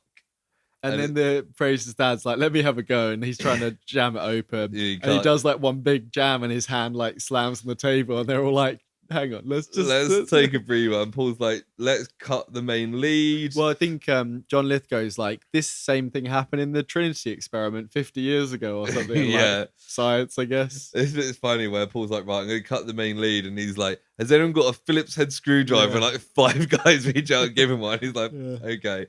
He takes one. And John's then figured out how long, he's working out the maths, the exponential time and stuff. Yeah. And he's like, we've got 3 minutes until this goes off. Yeah. And a guy asks about evacuation, and they're like, there's too many people. In 3 minutes, like, it's impossible. So Paul's going to cut the power. He's just about to cut the power, and it like makes a noise. Yeah. And everyone flinches apart from Paul. And he's like, oh, I set it so like it charges 30 seconds early. Yes. So, it's a quicker because he wanted to make it as best he could. And just he's about to cut it, John's like, no. Yeah, stop. He's doing that thing that they do in sciencey bits where he's like walking around having his own idea, and just at the right time he turns around. No. Yeah. And he's like, it's already charged, so like it could still discharge. Yeah, I think he says because of something that he used, because he knows some of the ingredients. He says because of the spark plugs or whatever he used. Yeah, it will retain the charge, and even if you disconnect it, it might actually detonate it now instead. And they're like, okay, fuck. So what do we do? Yeah, it's one of those things like in that moment. Yeah, like if you were to cut that wire. You either succeed or you don't know the alternative because you're gone straight away. You're immediately gone. Yeah, that's the crazy thing about, or you just are in heaven or the afterlife just suddenly. Yeah, but if you don't believe in afterlife, it's either I succeed or there's no consequences. Yeah. It's kind of a weird like morality. Yeah, philosophical. It would just be like. Yeah, that'll be the last thing you'd ever. Maybe you'd see a bit of a light, but it'd probably be quicker. It'd be so quick, like you'd probably see a slight flash of white. Have you seen like the frame by frame like shots of like nuclear explosions going up, and like it's like each frame is like 0.0001 of a millisecond, right? And you see like the bomb go off, and then the next like frame is like an entire mushroom cloud. It's like it's that big, that quick, and it's like this is just gonna explode. They basically say there's like 4 or 5 wires that they all need to cut at the same time. 6 wires. Fuck. And they get. Well, 6... we know that I'm always a couple off with these numbers. So. And they get 6. One of them isn't the military guy. They're like, not you. and they then have to pull another guy. They get a SWAT guy in, I think, don't they? Yeah, and they're all kind of looking at each other, but they've only got 5 pliers. Yeah, and he's like, we're not going to fucking die because someone forgot to bring pliers in today. And Paul's like, oh no, I've got this, and it's like a switchblade. I think it was like I thought it was a nail clipper. I guess it could. It looked be. like it was a nail clipper. I couldn't really tell. I just assumed or it was... what was the thing you used for the car things earlier? Yeah, I thought it was that, like a switchblade type thing. That would make sense. Yeah, like a smaller. It looked like a little nail clipper. I was like, that would work to cut a wire. Yeah. And then just as they're about to count down, the guy's like, whoa, stop. Yeah. Do we go at 1 or like 0? this bit. And I was like, that's a very important question. And I'd have to ask John the Lithgow's same. about to start doing a simulated one. He's like, just so everyone knows, this is me saying it. This isn't it. And he's like, 3, 2, 1, 0 is the cut. Yeah. And then they count down and they 5, 4, 3, 2, 1. They all cut and nothing happens. And it's everyone's like, ooh, and the timer stops, and then there's a quick like flash on the bottom, and everyone's like, what? Yeah. But it's just it being like depowered. Yeah, I guess it was the last bit of power going. And then all the scientists come in and quickly start disassembling it. Imagine if one of them just set it off. There's a guy at the back that's like, like that when it goes. It's okay. And at this point, I think this is where it got a bit weird because like the military and Paul and Johnny, just because I think they've been working together, they're like, yeah, we're on the same goal here. It's like, he's still committed those crimes. I imagine that there's a lot more after the credits of this that we don't see. Oh, yeah. But part of this was, I think, what left a bit of a sour taste in my mouth. Because fair enough, they all worked together. But like you say, it was still his fault. He didn't save them from another thing. Like in a lot of more sci-fi things, maybe... dimension hopping aliens came through and he saved them and then he's given a pardon. Yeah. This was all his fault. So in the end of the day, he's still going to get in trouble. And John goes to like open the garage. The military guy's like, no. He's like, you're not going. No. And then he does it and there's loads of people outside. Now the military kind of... He says like, what are you going to do? Like, kill us in front of all these people? And then he says, too many secrets. Too many secrets. Yeah, and it's like... I think that's him being like, I'm sick of this life of secrets. Yeah, it's like on one side, like obviously in support of like whistleblowers that uncover horrific things like we've covered with the CIA and stuff. But like sometimes maybe like nuclear facilities should be kept quiet, particularly during the Cold War. Like some secrets are worth keeping. Like there's a reason that not everyone in the world shouldn't know everything. And then like everyone's hugging and kissing outside and the little family and all that are all together. I think the mum's like, what happened? And Paul's like, everything. It's like, to be fair, this kid had a pretty messed up time there. He's had a wild ride over the last couple of days. And they just kind of... And his mum says to like John, like, oh, like, tell me about it. And she's like, it's okay. I did something. It's like, okay. I guess she said earlier, you got to do something, and he did it. Yeah. And they all leave, and then you see like the military fly off. I presume there's still people in there stopping the public coming in and messing with all this nuclear stuff. Yeah, I don't. Yeah. So are they going to go write the article then, or are they going to, get in trouble? I guess it doesn't matter, does it? I mean, if this happened in real life, Paul would be in prison, probably still today. Yeah. And all the people would be like hushed up or whatever. Like having like 20 people outside doesn't do anything. They'd still arrest him and be like, he did. We've got proof that he did it. Yeah. Just because your mum's out there, we're not going to be like, oh, we don't want to embarrass ourselves. Yeah. It's funny because like Fraser's dad and the other guy like scuttle away into a helicopter and fly off and they're like covering their faces and stuff. It's like they're doing their job. It's like unless they're doing it outside of what they're supposed to be doing, maybe. But it's like they're not the villains. They're just the law. That's what I mean. Like I was like, they're being dicks about it, but he's being a dick as well. So it's like, but that's the end. Yeah, I had great fun with this. I mean, in hindsight, there were some scenes that I really liked. I think it frustrated me more than anything. Not more than anything, but I felt quite frustrated about the plot, and I just don't see. I feel like we could have had him justifying wanting to build the bomb a bit more. It just felt like it kind of happened without us knowing about it, and then it was done. And I was like, I think I couldn't get past that a little bit. I think I was happy to just let that slide because I was being entertained by the film. Yeah. So maybe I wasn't as entertained by it. So I was like, like I said, I really enjoyed this. So I was like, this was great. I'd happily watch this again in a couple of years. Fair. Yeah. It made me kind of think like I was kind of like I think that maybe this didn't do that well because it's a bit of a mixed film in terms of tone, and that I didn't check how it did, but just not knowing the name of it. So I've got some trivia. Some of it is on its performance. Okay, yeah. So it had an $18 million budget, so not huge, but not tiny in the 80s. Yeah. In its first year, and only $2 million. Wow. So really didn't perform. $3.6 million in total in its entire, like, with VHS and shit. Home video and that, Some people have attributed this to the fact that the film came out 2 months after the Chernobyl disaster. Oh, fair enough. And maybe like didn't have a big advertising campaign because they didn't want to plaster radioactive stuff everywhere. Yeah. Fuck yeah, no, that makes a lot of sense. That's really unfortunate timing. Yeah. Yeah, I can see that. Yeah, that would make people scared. It feels like the kind of thing that would be hard to market anyway. With it kind of, if it was way more serious in tone, like a thriller, easy. You could be like, this kid is a little twat. I mean, this. They'd probably marketed it as like the first half of the film of like, exactly, this kid who's a bit of a naughty one, and it's like always a bit of a naughty one. Show some of the heist bits, and then maybe part of the montage of him building the boy bomb. Genius, that kind of thing. Yeah.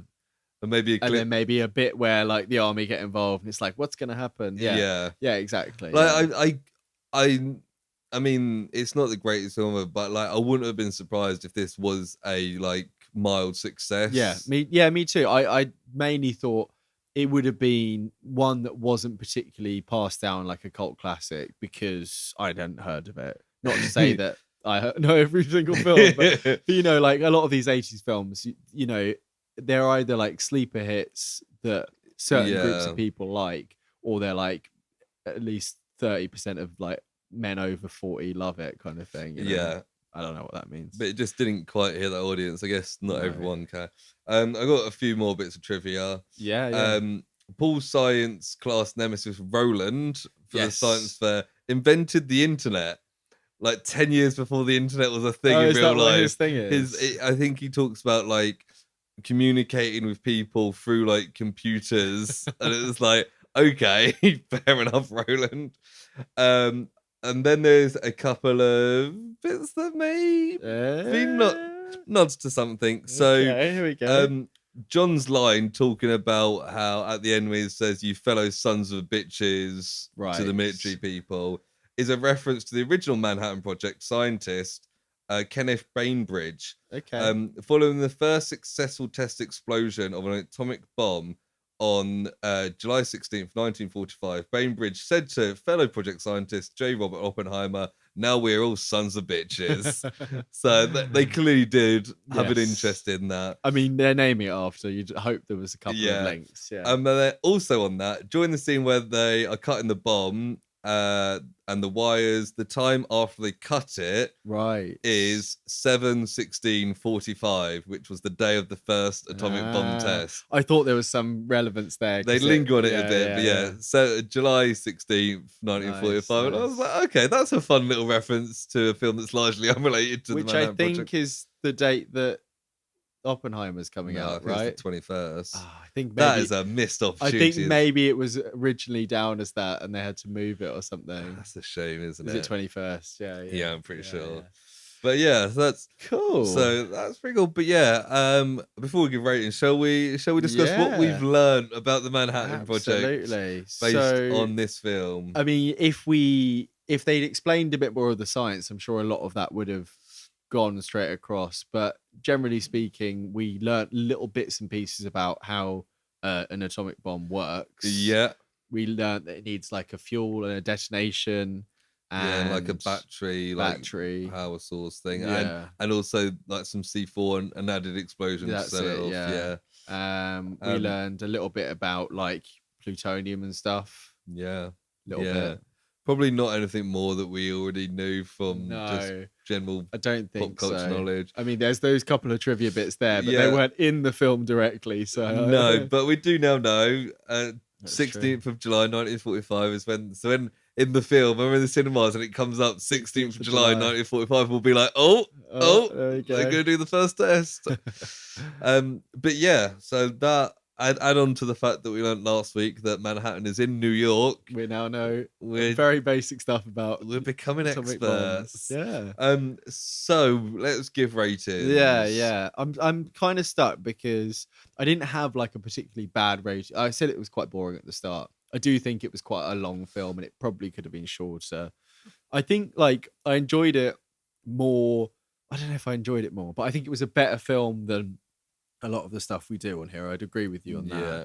I think I'm kind of stuck between like a 6 and a 7. I think I'll probably just go with my gut and just go with a 6 because I didn't love this film. Maybe it was the mood I was in. I did kind of start and stop it a few times to do other things. Yeah. So maybe I didn't give it enough time. But yeah, I'll stick with a 6.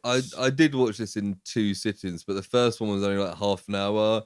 And Right. I was like, just the initial I bit. think then. I was like, I'm quite enjoyed this. I want to give it a proper go. I'll go to bed. And then the next day I watched like an hour and a half of it and was just kind of good with it. I really enjoyed this. I'm going to give it an 8. Yeah, I thought you might. Yeah, it's good fun. Not the best thing we've watched, but I reckon I'd put it in like my top 5 like films, Fair. particularly. Yeah. Top 5 films we've done. So it was nice to do something fairly good for once. Yeah. No, I can appreciate that. I think it's going to go downhill again next week. So I've remembered what we're doing. Yeah, we never know. You can give it a good guess. But that does mean it is now time for Personal projects.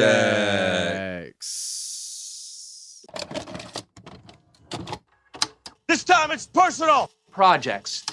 So, Sam, what Charlie Brooker Netflix series have you been watching recently? Well, I've been watching Newswipe. No, I've watched every single Black Mirror series 6 episodes. All of them? All of them. Yeah. Oh. Yeah. Are they all out? Yeah, they're all out. Yeah. Oh. It's all in one go. So it was 5 episodes, ranging in quality as always. Yeah. Overall, I've really enjoyed it. I haven't watched Black Mirror in a long time. They have a general kind of theme as they do, like not just technology is ruining your life or whatever. This one seems to be a bit more about like media in general and it kind of ruining your life and how people's opinions of you can be affected by little things and not necessarily like cancel culture. It's not quite that obvious, but it's got that kind of thing. Plus a couple other ones that I won't say anything about because it kind of takes a bit of a departure about what Black Mirror is normally about, which is kind of interesting. Okay. The last 2 episodes in particular there. But yeah, I won't go into any specifics, but it's a great cast. I liked all of the episodes. I wouldn't say any of them were bad.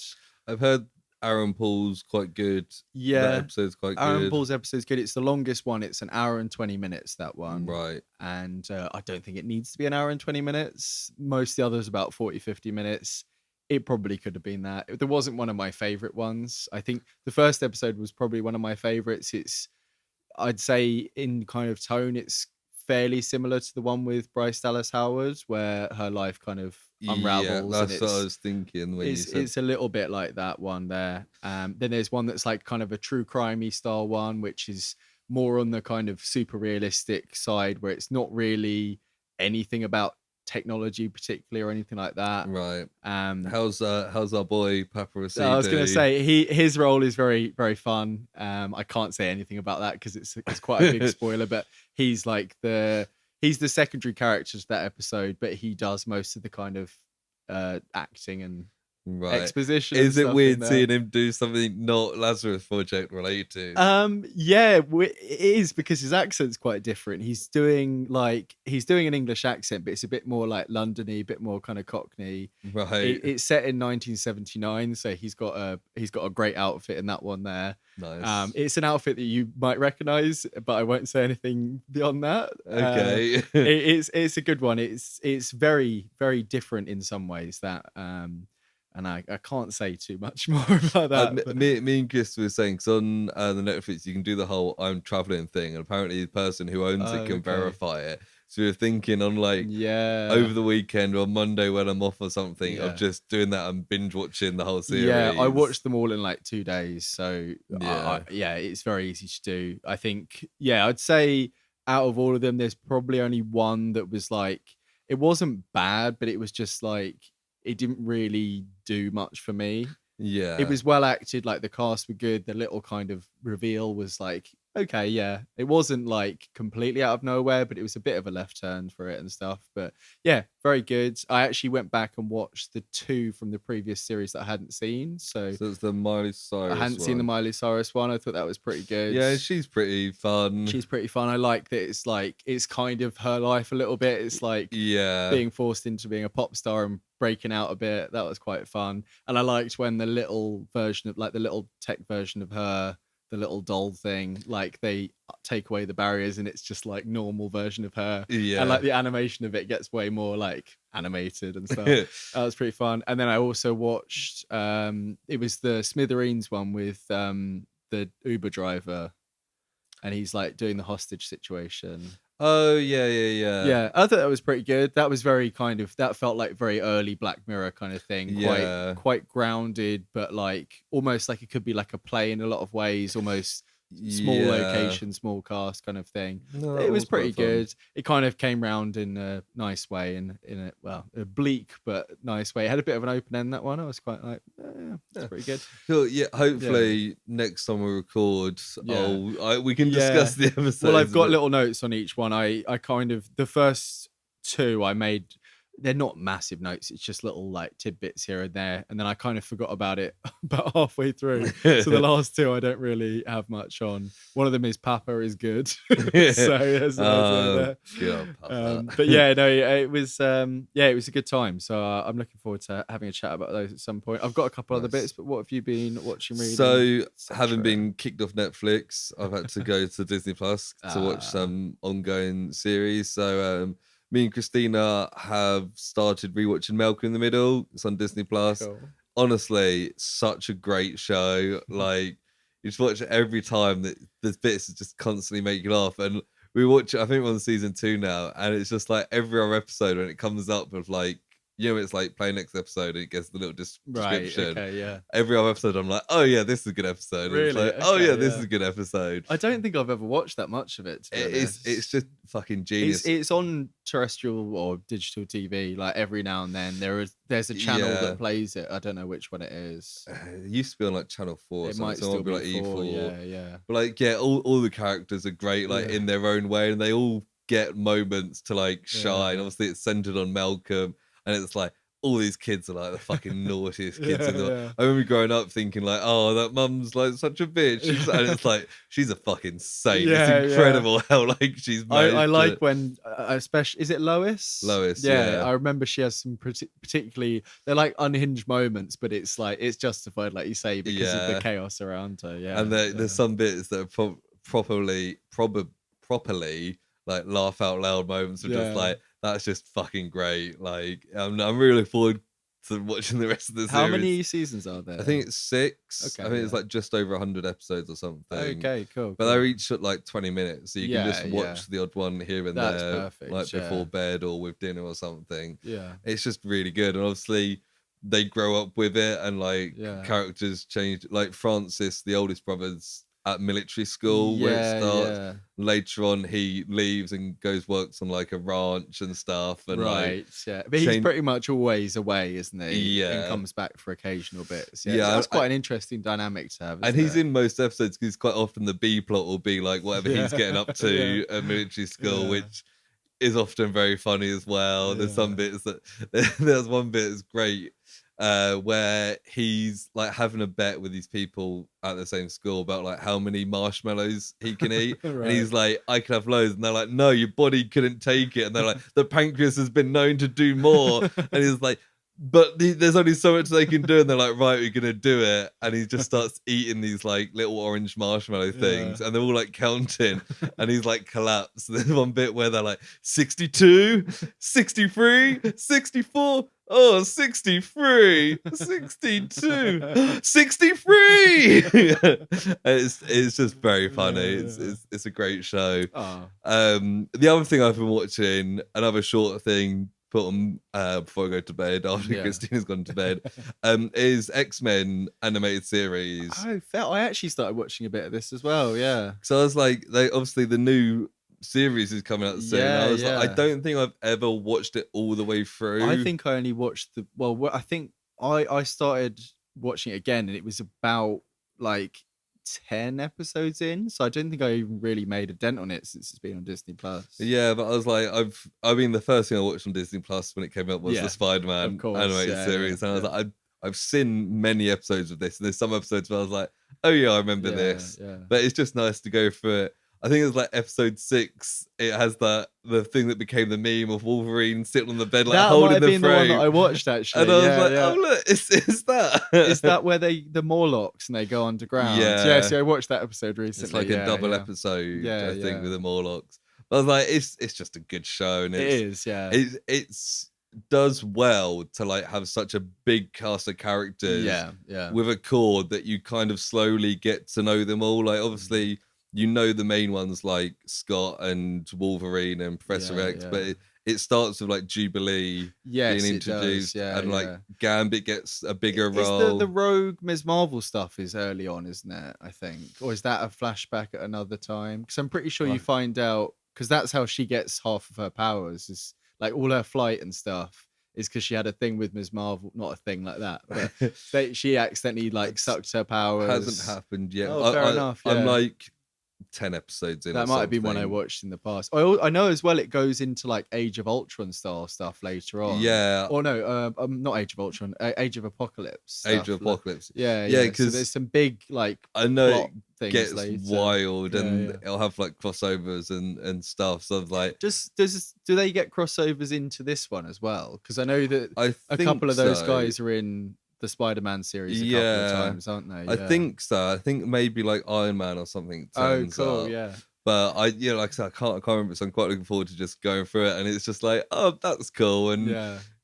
it's just like this is a fun show. And Magneto got introduced a few episodes ago, and it's like That's the one I oh. watched. Yeah, I watched that one. I must have watched 2 or 3 in a row then, because I watched that and then the Morlocks and then maybe the second part and of it's the Morlocks. Sabretooth has come in, and Wolverine Yes, hates him, yeah, but you don't yeah. really know why yet. Yeah, And it's yeah. like There's a bit where they're like, "We'll give him a chance," and then he like scratches somebody, and they're like, Yeah. "No." Yeah, Yeah. but it's a good show, and it's short, and like you don't really need to pay much attention to it. Yeah, So yeah. it's like, and it's very like last time on X-Men, and you're like, okay. Yeah. And obviously great theme tune. Oh, You beautiful, spend the yeah. rest of the day go good.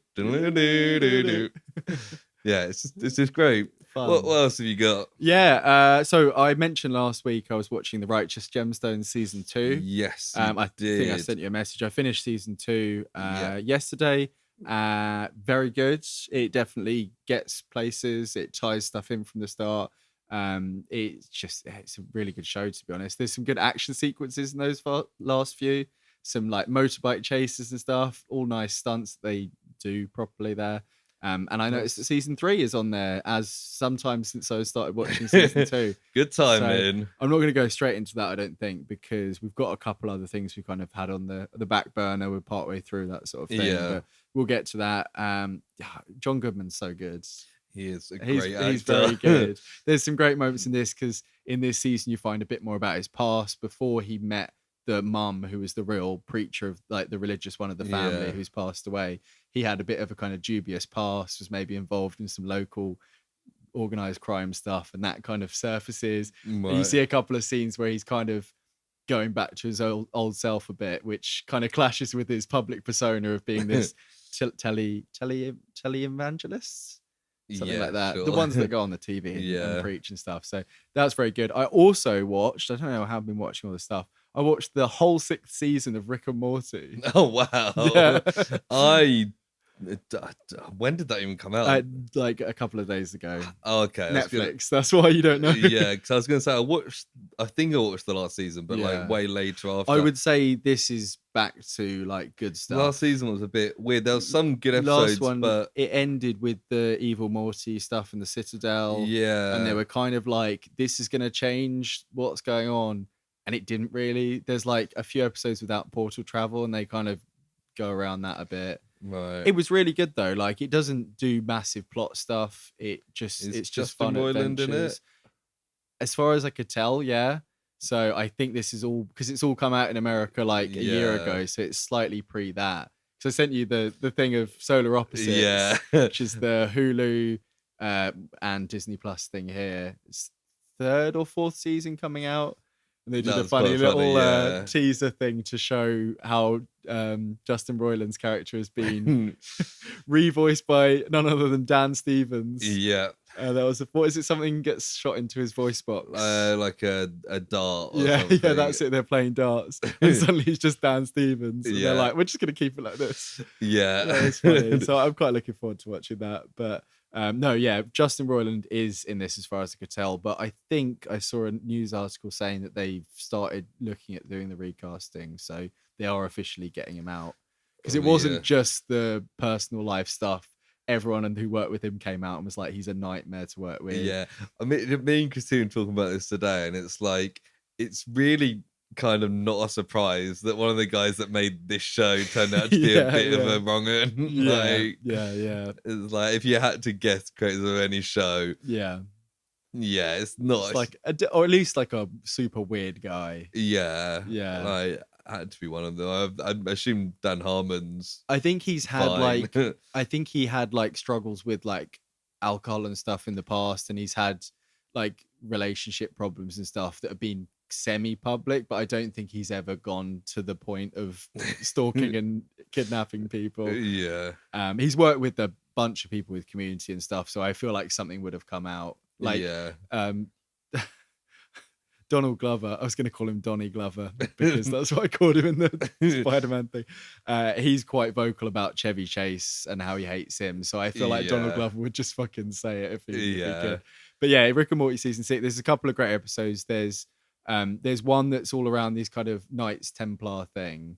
And the episode's not great, but the voice cast is like crazy. It's got Jack Black, David Mitchell, Robert Webb, Daniel Radcliffe, and Matt King, who's Super Hands. Okay. They're just all like British knight people, so they're not even really in it that much. But I was like, I recognize a bunch of these voices. I was like, that's definitely David Mitchell.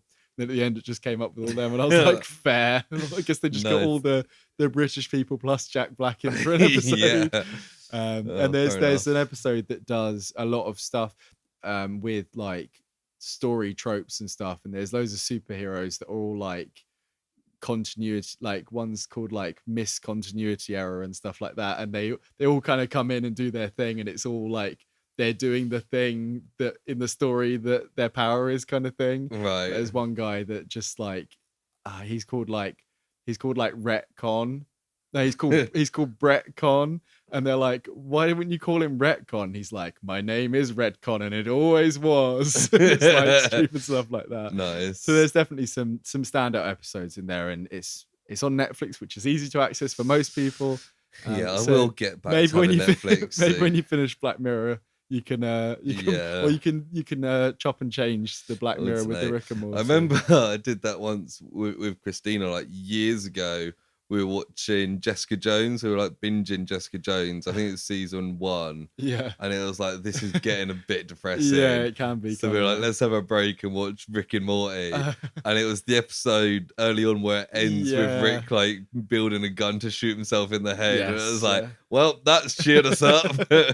Was that, you said before, then you watched Paddington after that? Is that right? I think I watched Spy Kids. Spy Kids, yes. That's it. Oh, because you only watched Paddington recently, didn't you? Yeah.